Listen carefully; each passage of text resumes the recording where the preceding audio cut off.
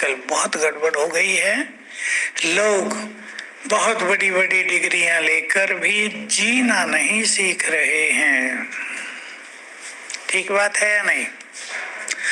कितनी समस्याएं किसमें हो रही हैं आजकल। जब मेरे पास बहुत केस आते हैं, नई शादियों में डिवोर्स भी, झगड़े भी रोज आते रहते हैं।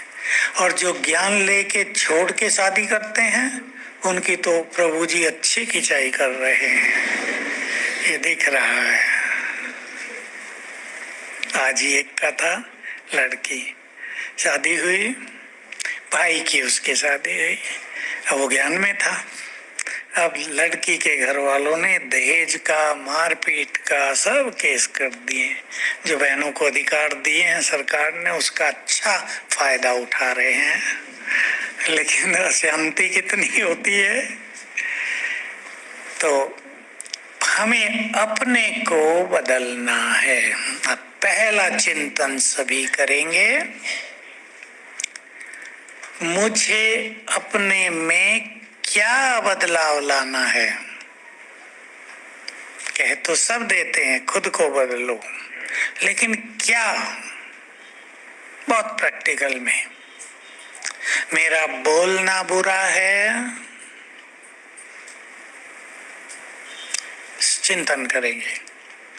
मेरे अंदर सूक्ष्म इच्छाएं ज्यादा हैं, लोभ वृत्ति बहुत है, दुख देने का या लेने का संस्कार है।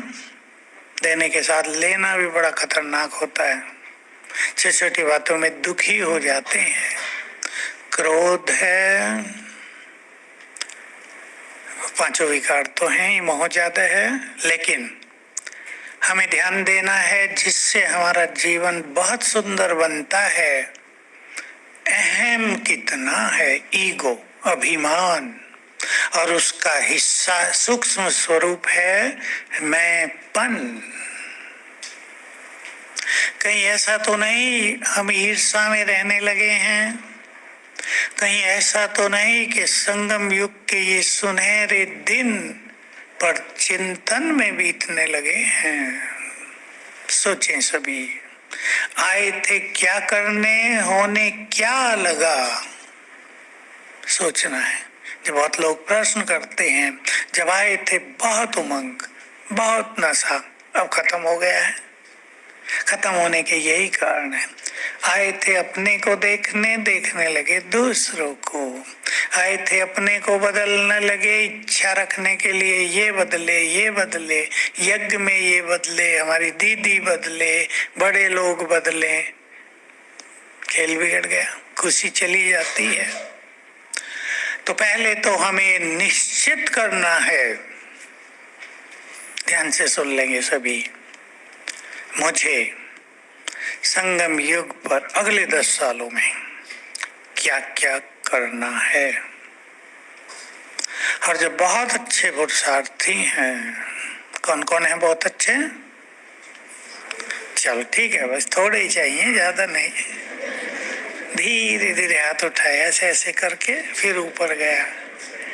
जो बहुत अच्छे पुरुषार्थी हैं, सभी को ये सोचना है, सबको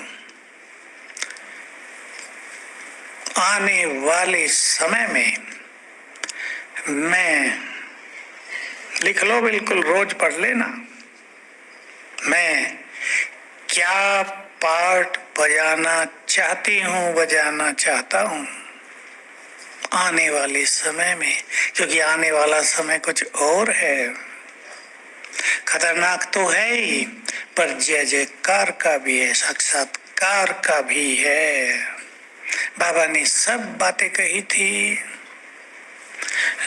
दुनिया में दिखने लगेंगे इष्ट देव और फरिश्ते, आवाज होगी, हमारे रक्षक आ गए हैं, मुक्ति दाता आ गए, सहारे दाता आ गए हैं, ये दिखने लगेगा।